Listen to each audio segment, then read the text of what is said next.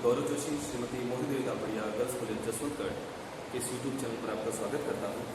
हम पढ़ रहे हैं मकान संपत्ति से आय। मकान संपत्ति से आय, इनकम फ्रॉम हाउस प्रॉपर्टी। पिछले वीडियो में हमने बात की थी कि अगर करदाता मकान खरीदने के लिए, मकान बनवाने के लिए या फिर मकान की मरम्मत, नवीनीकरण या फिर उसके विस्तार के लिए कोई ऋण लेता है तो उस ऋण के संबंध में जो ब्याज चुकाया जा रहा है उस ब्याज की कटौती मकान संपत्ति से आय में से दे दी जाती है। हमने ब्याज की बात की, ब्याज की प्रकृति की बात की कि ब्याज जो है आयगत ब्याज और पूंजीगत ब्याज, दो प्रकार का ब्याज होता है, कैपिटल इंटरेस्ट और रेवेन्यू इंटरेस्ट। आज हम ब्याज के संबंध में कुछ सामान्य प्रावधानों की बात करेंगे। ब्याज के संबंध में सामान्य प्रावधान। तो ब्याज की कटौती किस प्रकार दी जाती है? जब जो है ऋण लिया जाता है, ऋण का उद्देश्य अगर मकान क्रय करना या मकान खरीदना है और उस मकान का प्रयोग अगर स्वयं के निवास के लिए है या फिर उस मकान को किराए पर दिया गया है तो किस प्रकार, किस सीमा तक ब्याज की कटौती दी जाती है, ये सारी चर्चाएं हम कर चुके हैं पिछली क्लास तक। आज की क्लास में हम ब्याज के संबंध में सामान्य प्रावधान देखेंगे। पहला है ब्याज की कटौती। ब्याज की कटौती देय आधार पर दी जाती है। ब्याज की कटौती देने के लिए यह आवश्यक नहीं है कि करदाता द्वारा गत वर्ष में ब्याज का भुगतान किया जाए। अगर गत वर्ष में जो भी ब्याज देय हो रहा है उस देय ब्याज की जो है कटौती दे दी जाती है। दूसरा, यदि पुराने ऋण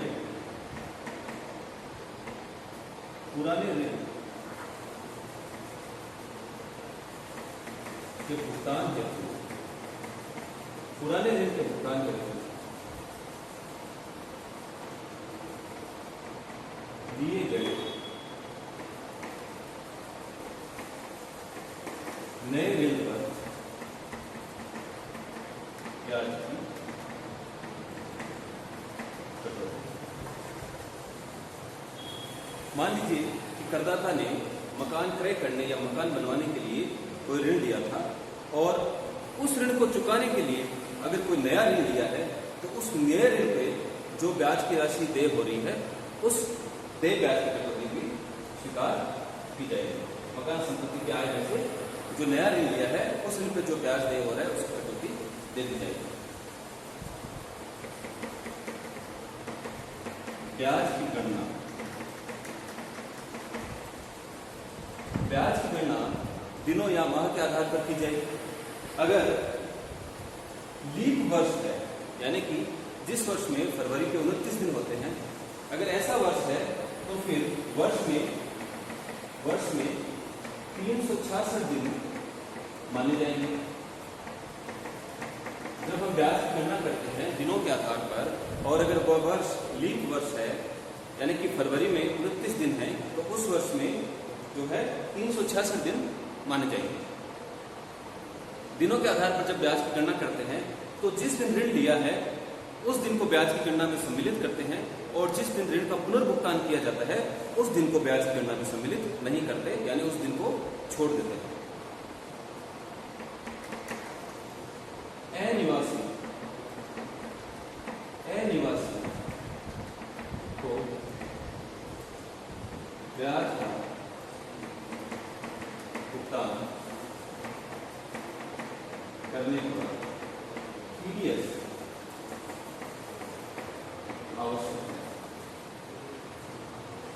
जिस व्यक्ति से ऋण लिया है अगर वह व्यक्ति अनिवासी करदाता है, निवासी अनिवासी ये करदाताओं के बारे में हम पहले पढ़ चुके हैं जब हमने करदाता की निवास स्थिति के बारे में चर्चा की। तो अगर करदाता जो जिस व्यक्ति से ऋण लिया है वह व्यक्ति उस व्यक्ति की निवास स्थिति अगर अनिवासी की है और ऐसे व्यक्ति को अगर ब्याज का भुगतान किया जाता है तो ब्याज का भुगतान करने वाले को टीडीएस काटना आवश्यक है ब्याज।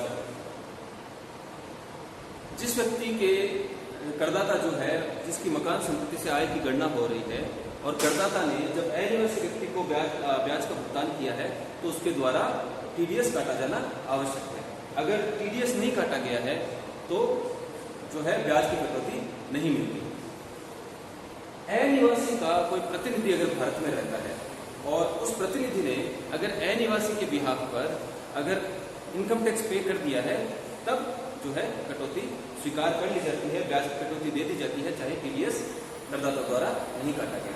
लेकिन अगर अनिवासी का कोई प्रतिनिधि भारत में नहीं रहता और उसके द्वारा जो है अनिवासी के बिहाफ पर इनकम टैक्स पे नहीं किया गया और करदाता द्वारा ब्याज का भुगतान करने पर टीडीएस नहीं काटा गया तो ऐसी स्थिति में जो है ब्याज की कटौती नहीं दी जाती।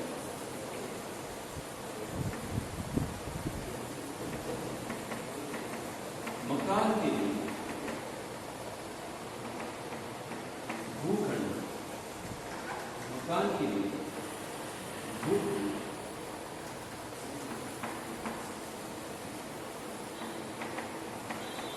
क्रय करने के लिए क्रय करने लिए ऋण पर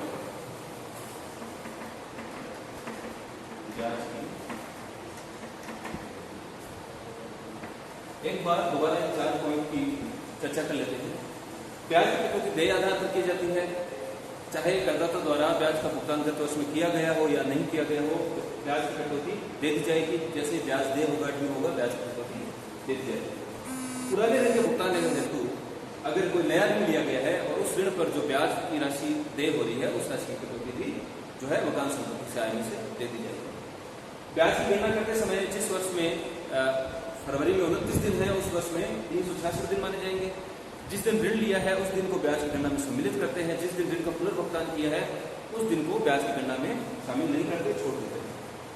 अनिवासी को अगर करदाता द्वारा ब्याज का भुगतान किया गया है और अगर टीडीएस की कटौती नहीं की गई है तो ब्याज की कटौती नहीं दी जाएगी, इंटरेस्ट का डिडक्शन नहीं मिलेगा मकान संपत्ति से आय में से। लेकिन अगर अनिवासी का कोई प्रतिनिधि भारत में रहता है और इनकम टैक्स पे कर देता है अनिवासी के स्थान पर, तब उस स्थिति में चाहे करदाता द्वारा टीडीएस नहीं काटा गया हो ब्याज पर, तब भी जो है ब्याज की कटौती मिल जाती है मकान संपत्ति से आय में से। तो मकान के लिए भूखंड क्रय करने हेतु लिए गए ऋण पर ब्याज की कटौती। अगर मकान बनवाना है और मकान बनवाने के लिए अगर कोई जमीन खरीदी है, कोई भूखंड प्लॉट खरीदा है, तो उस प्लॉट खरीदने के लिए जो ऋण लिया है और उस ऋण पर जो देय ब्याज हो रहा है उस ब्याज की कटौती भी मकान संपत्ति से आय में से दे दी जाती है, बशर्ते कि उस भूखंड पर मकान का निर्माण हो जाना चाहिए। तो ऐसा जो ऋण लिया गया है भूखंड खरीदने के लिए, उस ऋण के संबंध में आयगत और पूंजीगत दोनों प्रकार की कटौतियां दे दी जाती है। अगर जमीन खरीदने के लिए भी ऋण लिया है और मकान बनवाने के लिए भी ऋण लिया है तो दोनों प्रकार के ऋण पर ब्याज की कटौती स्वीकृत की जाती है।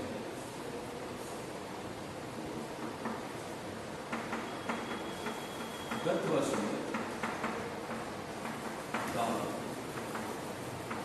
बेच दिया, अगर गत वर्ष में मकान बेच दिया गया हो तो जिस दिन मकान बेचा है उस दिन तक के आयगत ब्याज की कटौती गत वर्ष में दे दी जाएगी।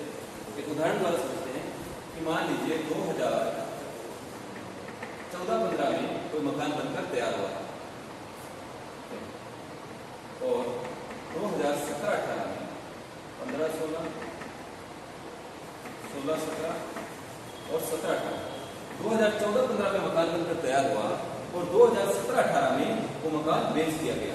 तो 2017-18 में जिस दिन मकान बेचा है उस दिन तक के ब्याज की, आयगत ब्याज की जो है कटौती 2017-18 में दे दी जाएगी। अब मान लीजिए इस मकान के संबंध में कोई पूंजीगत ब्याज की कटौती भी मिल रही थी। 2014-15 में मकान बनकर तैयार हुआ और इससे पहले वर्षों में जब मकान का निर्माण हो रहा था तो जो ब्याज देय हो रहा था उस ब्याज को हम पूंजीगत ब्याज कहते हैं और उस पूंजीगत ब्याज की 5 समान किस्तों में कटौती दी जाती है। तो मान लीजिए इससे पहले वर्ष जो मकान का निर्माण हो रहा था उस दौरान जो है कुल पूंजीगत ब्याज था 1 लाख रुपए का। और जब 2014-15 में मकान बनकर तैयार हो गया तो हमने जो है इस पूंजीगत ब्याज की 5 समान किस्तों में जो है ब्याज की कटौती प्रारंभ कर दी 2014-15 से। तो 2014-15 में पहली किस्त 20,000 की कटौती दे दी पूंजीगत ब्याज की, 2015-16 में 20,000 की कटौती दे दी गई, 2016-17 में 20,000 की कटौती दे दी गई और 2017-18 में मकान बेच दिया गया। तो जब मकान बेचा जाता है तो हमने बात की है कि जिस दिन मकान बेचा गया उस दिन तक का गत वर्ष का आयगत ब्याज कटौती दे दी जाती है। और 2017-18 में जो ये पूंजीगत ब्याज की कटौती देनी थी 5 में से जो हम प्रत्येक वर्ष एक किस्त की कटौती दे रहे हैं, उस पूंजीगत ब्याज की किस्त की कटौती भी इस वर्ष में दे दी जाएगी जिस वर्ष मकान बेचा गया है। लेकिन अगर कोई किस्तें पूंजीगत ब्याज के संबंध में कोई किस्त अगर बकाया रह गई है जिसकी कटौती नहीं दी जा सकी तो उस पूंजीगत ब्याज की कटौती, उस किस्त की कटौती अब भविष्य में कभी नहीं दी जाएगी। जिस वर्ष मकान बेचा है उस वर्ष में केवल उस वर्ष से संबंधित पूंजीगत ब्याज के संबंध में जो किस्त बन रही थी उस किस्त की कटौती ही दी जाएगी। अगर आगे के वर्ष में भी कोई कटौती दी जानी चाहिए थी, 5 वर्ष 2014-15 से शुरू हो रहे हैं, यहाँ पर 20,000 जो है पूंजीगत ब्याज की कटौती दी जाएगी प्रत्येक वर्ष। तो ये 5 किस्तें पूरी होती 2018-19 में, लेकिन मकान बेच दिया गया 2017-18 में। तो 2018-19 में जिस किस्त की कटौती दी जानी चाहिए थी, अब इस किस्त की कटौती भविष्य में कभी नहीं दी जा सकेगी। एक पॉइंट और इसमें, यदि मकान का निर्माण होने से पहले ही ऋण का भुगतान कर दिया गया, मकान बनने से पहले ही, मकान का निर्माण होने से पहले ही जो उस मकान के निर्माण के संबंध में जो ऋण लिया था उसका भुगतान अगर कर दिया जाता है तो फिर ब्याज की कटौती किस प्रकार की जाती है। तो जो मकान निर्माण हो रहा था, जब मकान का निर्माण हो रहा था उस समय जो ब्याज देय हो रहा था उस ब्याज को हम पूंजीगत ब्याज कहते हैं और उस पूंजीगत ब्याज की कटौती 5 समान वार्षिक किस्तों में दी जाती है। तो मान लीजिए कि मकान का निर्माण प्रारंभ हुआ और मकान यहाँ पर बनकर तैयार हुआ। हमने एक उदाहरण लिया था कि जून 2014 में मकान बनकर तैयार हुआ और 26 अप्रैल 2012 को ऋण लिया गया। 14-15 वर्ष में मकान बनकर तैयार हुआ और 26 अप्रैल 2012 को ऋण लिया गया था। तो जिस गत वर्ष में मकान बनकर तैयार होता है उस गत वर्ष के तुरंत पूर्व के 31 मार्च यानी 31 मार्च 2014, तो जिस दिन ऋण लिया है उस दिन से लेकर जिस गत वर्ष में मकान तैयार हुआ है उस गत वर्ष के तुरंत पूर्व के 31 मार्च तक का जो लोन है, तक का जो ब्याज है, वो ब्याज पूंजीगत ब्याज कहलाता है और इस ब्याज की कटौती 5 समान वार्षिक किस्तों में दी जाती है। लेकिन मान लीजिए कि मकान का निर्माण होने से पहले ही, मकान का निर्माण होने से पहले ही कभी जो है ऋण का भुगतान कर दिया गया हो। मान लीजिए ऋण का भुगतान कर दिया गया दिसंबर 2013 में। तो अगर ऋण का भुगतान मकान का निर्माण होने से पहले ही कर दिया जाता है तो जिस दिन ऋण का भुगतान किया है, जिस दिन ऋण का भुगतान किया है उस दिन तक का ब्याज पूंजीगत ब्याज माना जाएगा, न कि जिस वर्ष मकान बनकर तैयार हुआ है उस वर्ष, उस गत वर्ष के तुरंत पूर्व के 31 मार्च तक। 26 अप्रैल 2012 को ऋण लिया और इस ऋण का भुगतान अगर दिसंबर 2013 में कर दिया तो 26 अप्रैल 2012 से लेकर दिसंबर 2013 तक का जो भी ऋण पर ब्याज बना है उस ब्याज को ही पूंजीगत ब्याज माना जाएगा और इस ब्याज की कटौती जब मकान बनकर तैयार हो जाता है उस गत वर्ष से प्रारंभ कर दी जाएगी और उस पूंजीगत ब्याज की कटौती 5 समान वार्षिक किस्तों में दी जाएगी। ब्याज के संबंध में एक उदाहरण देखते हैं। मकान बनवाने के लिए करदाता ने 1 जनवरी 2014 को 2,50,000 रुपए का 2,50,000 रुपए का ऋण 12% वार्षिक ब्याज दर पर लिया। मकान का निर्माण 30 जून 2019 को पूर्ण हुआ। गत वर्ष 2019-20 के लिए ब्याज की कटौती की गणना कीजिए। Computation of interest for financial year हमारा गत वर्ष है अभी 2019-20 चल रहा है और जो कर निर्धारण वर्ष है वो 2020-21 चल रहा है। तो पिछले वर्ष के लिए, गत वर्ष के लिए हमको 2019-20 के ब्याज की गणना करनी है। जो ऋण लिया है 1 जनवरी 2014, ऋण लिया 1 जनवरी 2014, इस दिन ऋण लिया है और इस दिन से लेकर मकान का निर्माण हुआ है 30 जून 2019। हमने बात की थी कि जब मकान का निर्माण हो रहा हो और उस मकान के निर्माण के संबंध में करदाता ने जो ऋण लिया है उस ऋण पर जो ब्याज देय हो रहा है उस ब्याज को पूंजीगत ब्याज कहते हैं और उस ब्याज के संबंध में जो कटौती है वो 5 समान वार्षिक किस्तों में दी जाती है और ये कटौती जिस गत वर्ष में मकान बनकर तैयार हो जाता है उस गत वर्ष से प्रारंभ कर दी जाती है। लेकिन पूंजीगत ब्याज कितना होता है? पूंजीगत ब्याज की हमने बात की थी कि जिस दिन ऋण लिया है उस दिन से लेकर जिस गत वर्ष में मकान बनकर तैयार होता है। कौन से गत वर्ष में मकान बनकर तैयार हुआ? यहाँ पर मकान बनकर तैयार हुआ है 30 जून 2019 को। 30 जून 2019 का मतलब 2019-20 गत वर्ष 2019-20 में मकान बनकर तैयार हुआ। तो जिस दिन ऋण लिया है उस दिन से लेकर जिस गत वर्ष में मकान बनकर तैयार हो जाता है उस गत वर्ष के तुरंत पूर्व के 31 मार्च तक का ब्याज जो है पूंजीगत ब्याज कहलाता है। तो जो ऋण लिया है वो लिया है 1 जनवरी 2014 को। 1 जनवरी 2014 को ऋण लिया 2,50,000 रुपए का और ब्याज की दर है 12% वार्षिक। तो जो ऋण लिया है वो ऋण लिया वर्ष 2013-14। जो गत वर्ष है या वित्तीय वर्ष है वो है 2013-14, यानी 1 अप्रैल 2013 से लेकर 31 मार्च 2014 तक के वर्ष में ऋण लिया गया। तो 13-14 में 3 माह तक ब्याज चुकाया। 3 माह का ब्याज होगा जनवरी, फरवरी, मार्च, 31 मार्च 2014 तक 3 माह का ब्याज होगा। फिर वर्ष 2014-15, 15-16, 16-17, 17-18, 18-19 और जो पूंजीगत ब्याज की गणना होगी 31 मार्च 2019 तक। 1 जनवरी 2014 से लेकर 31 मार्च 2019 तक गणना होगी। तो 3 महीने तो हो गए 2013-14 के, फिर 12 माह 14-15 के, 15-16 के 12 माह, 16-17 के 12 महीने, 17-18 वर्ष के भी 12 महीने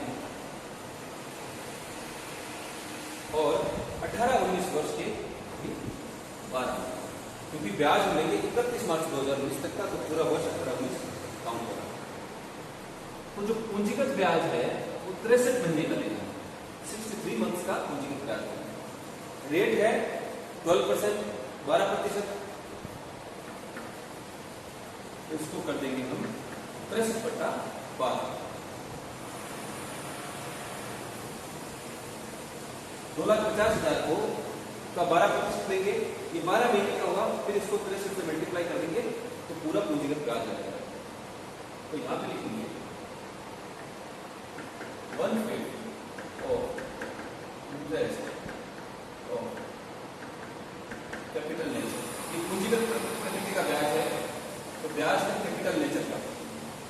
और जिस गत वर्ष में मकान बनकर तैयार हुआ है उस गत वर्ष से है जो पूंजीगत ब्याज की कटौती प्रारंभ कर दी जाएगी 5 समान वार्षिक किस्तों में।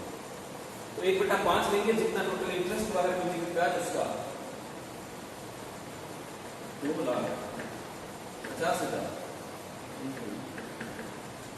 12/100 into 63/12 into इसका हम 1/5 करेंगे। तो ज्ञात करें, अगर इसको अगर सोल्व किया जाए तो ये आता है 31,500। जो इसकी किस्त आ रही है 5 समान वार्षिक किस्तों में जो है कटौती दी जाएगी, तो जो एक किस्त है उसकी राशि आ रही है 31,500।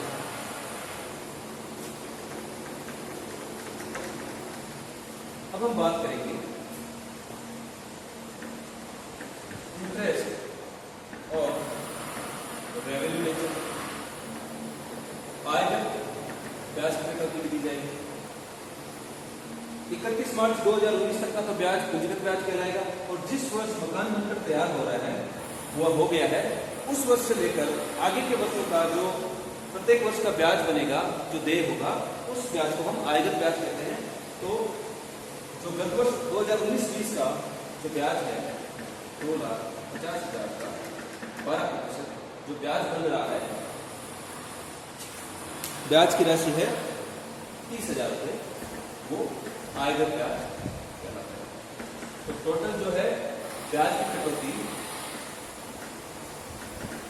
एलिजिबल इंटरेस्ट,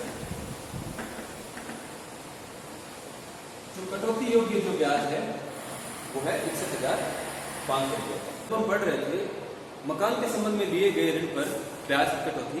उस समय हमने पढ़ा था कि अगर मकान किराए पर दिया गया है तो उसके संबंध में जो है कटौती की कोई भी अधिकतम सीमा नहीं है।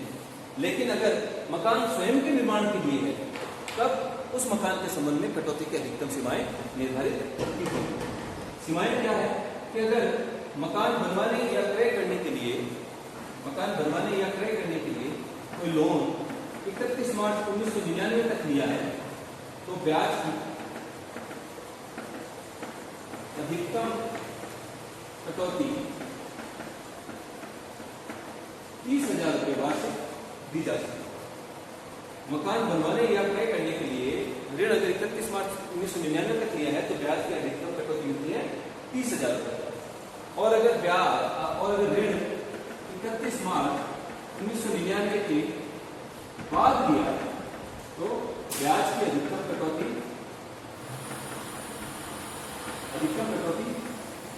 2 लाख रुपए मिलती है। अगर मकान का प्रयोग स्वयं के निवास के लिए है और उस मकान के संबंध में उस मकान के क्रय या बनवाने के लिए लोन लिया है और वो लोन अगर 31 मार्च 1999 तक लिया है तो ब्याज की अधिकतम कटौती मिलेगी 30,000 की, और वो लोन अगर 31 मार्च 1999 के बाद दिया है तो ब्याज की अधिकतम कटौती 2 लाख रुपए तक की दी जा सकती है। अब अगर करदाता द्वारा ये मकान किराए पर उठाया गया है तब तो ब्याज की कटौती 61,500 रुपये की दे दी जाएगी। लेकिन अगर यही मकान करदाता स्वयं के निवास के लिए अगर प्रयोग करता है तब इस मकान के संबंध में कटौती के लिए हमको जो है कटौती के संबंध में प्रावधान देखने पड़ेंगे। तो ये जो लोन लिया है 31 मार्च 1999 के बाद मकान बनवाने के लिए जो लोन लिया है 31 मार्च 1999 के बाद लिया है, ये लोन लिया है 2014 में।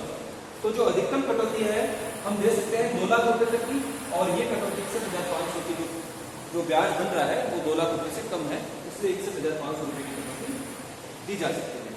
लेकिन यहाँ पर एक शर्त है, 2 लाख रुपए की अधिकतम ब्याज की कटौती दी जाने के संबंध में एक शर्त यह है कि अगर लोन 31 मार्च 1999 के बाद लिया गया है और वो ऐसे मकान के संबंध में लिया गया है जिस मकान में करदाता स्वयं रहता है, स्वयं के निवास के लिए प्रयोग करता है, तो ऐसे मकान के संबंध में अधिकतम कटौती 2 लाख उसी स्थिति में दी जाएगी अगर जिस वर्ष लोन लिया है उस वर्ष के अगले 5 वर्षों में उस ऋण का प्रयोग कर लिया जाए। तो यहाँ पर ऋण लिया गया है वर्ष 2013-14 में, जनवरी 2014 में ऋण लिया है तो वर्ष 2013-14 में ऋण लिया गया है। तो 2 लाख रुपए की अधिकतम कटौती देने के लिए शर्त क्या है कि इस वित्त वर्ष से अगले 5 वित्त वर्षों तक उस ऋण का प्रयोग हो जाना चाहिए, यानी कि मकान बनकर तैयार हो जाना चाहिए।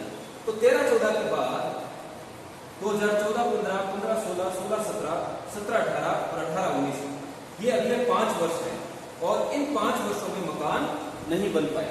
मकान का निर्माण हुआ वर्ष 2019-20 में, इसलिए 2 लाख रुपए की अधिकतम कटौती के संबंध में जो शर्त है कि मकान का निर्माण जिस वित्त वर्ष में ऋण लिया जाता है उस वित्त वर्ष के अगले 5 वर्षों में मकान का निर्माण हो जाना चाहिए, ये जो है शर्त यहाँ पर पूरी नहीं हो पा रही। अतः अधिकतम कटौती की राशि अब 30,000 रुपए तक कर दी जाएगी। तो अधिकतम कटौती केवल अब 30,000 रुपए तक की दी जा सकेगी। और यहाँ पर जो कटौती योग्य ब्याज बन रहा है वो बन रहा है 61,500 रुपए का। लेकिन जब ये शर्त पूरी नहीं हो पा रही तो मैक्सिमम डिडक्शन यहाँ पर इंटरेस्ट के संबंध में केवल मैक्सिमम डिडक्शन ही दिया जाएगा 30,000 रुपये तक, न कि 61,500 रुपये तक। आज के लिए इतना ही। इस वीडियो को लाइक कीजिए, शेयर कीजिए, हमारे YouTube चैनल को सब्सक्राइब कीजिए। धन्यवाद।